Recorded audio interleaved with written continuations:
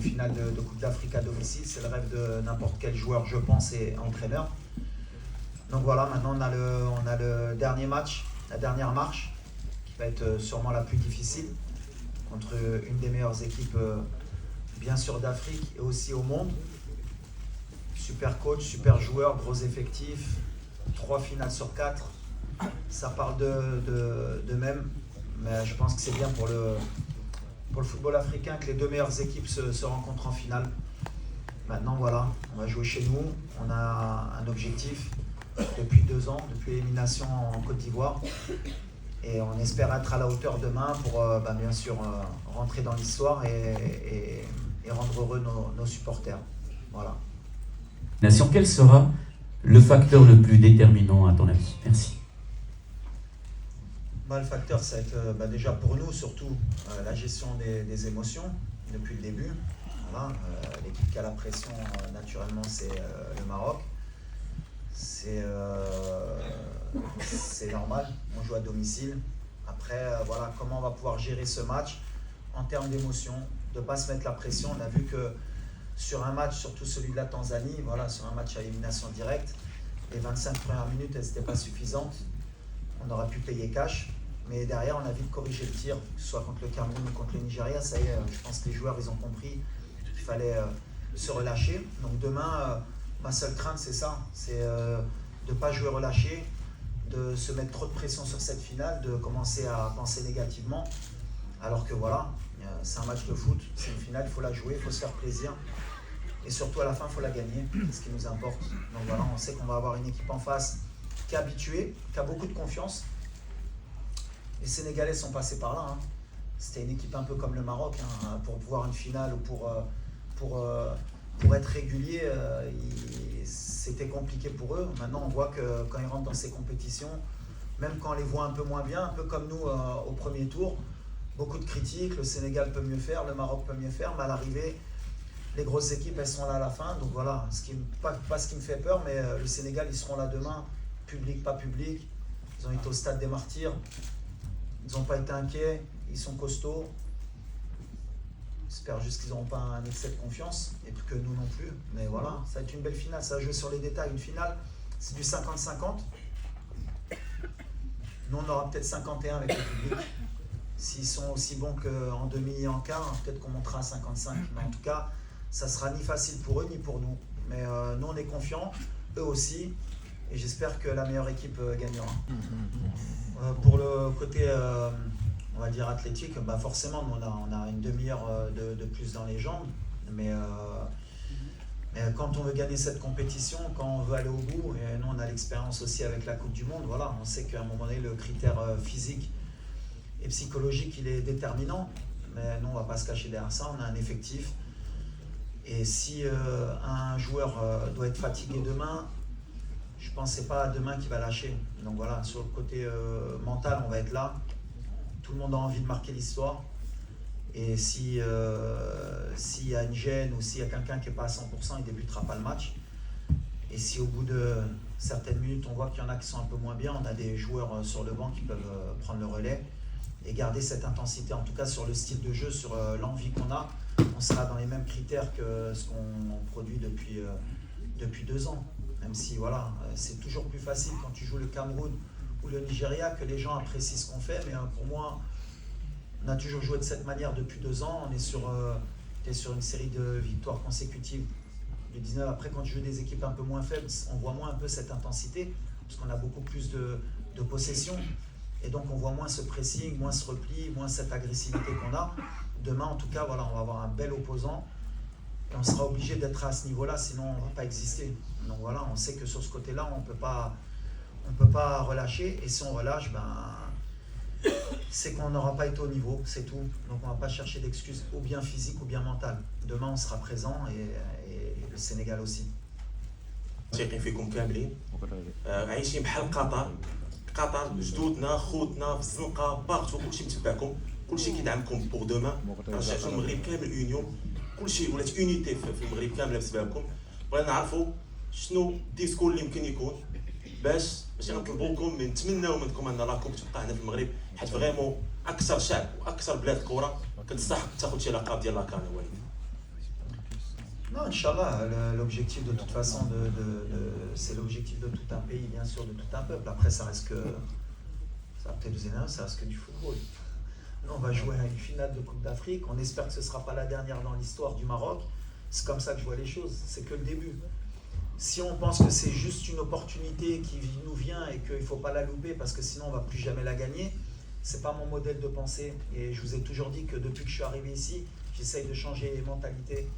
Pour moi, le Maroc, c'est un peu comme pour le Sénégal. Voilà. Aujourd'hui, ils sont sur 3 finales en 4 éditions. L'objectif du Maroc, ce n'est pas juste de jouer cette finale et de la gagner et d'être content pendant 50 ans et de dire on a gagné une CAN. C'est de revenir dans 2 ans, de revenir dans 4 ans. Et si on ne la gagne pas demain, c'est de la gagner la prochaine, mais d'être là. L'objectif des grands pays de football, c'est d'être régulier. Il y a toujours des cycles.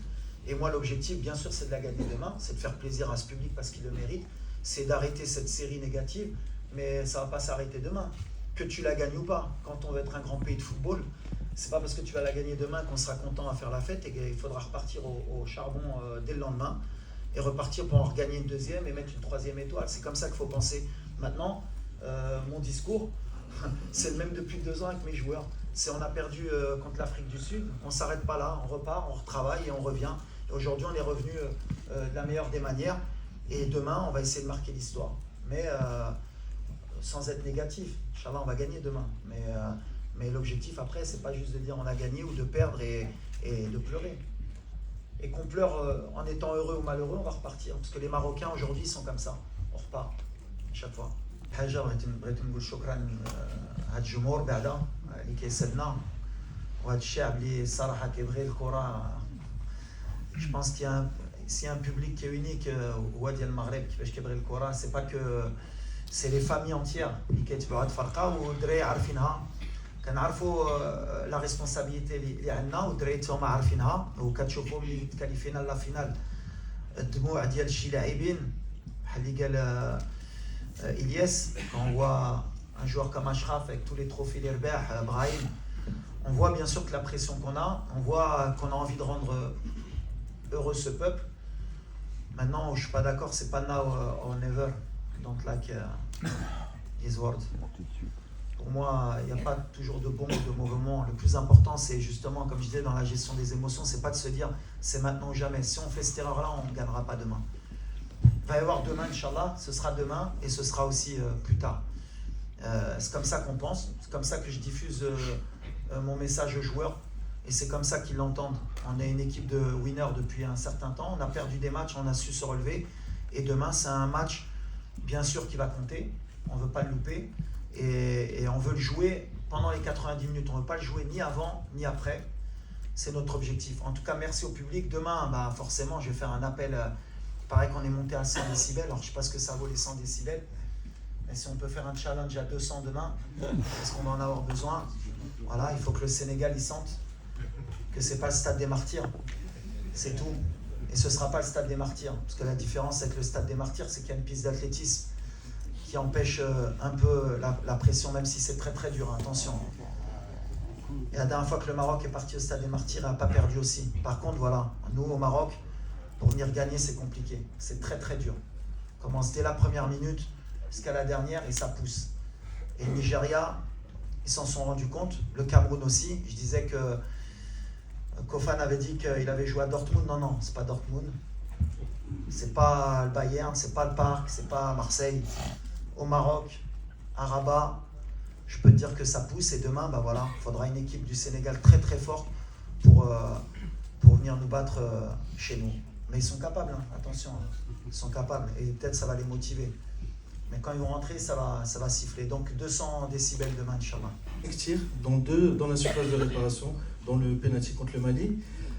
Comment tu expliques cette solidité défensive et toi, à titre personnel, comment tu gères les émotions à 24 heures d'un des matchs les plus importants de ta carrière? Merci. Bon, c'est vrai qu'on ne concède pas beaucoup de situations. Parce qu'on est bien organisé bien sûr, mais parce qu'il y a un état d'esprit.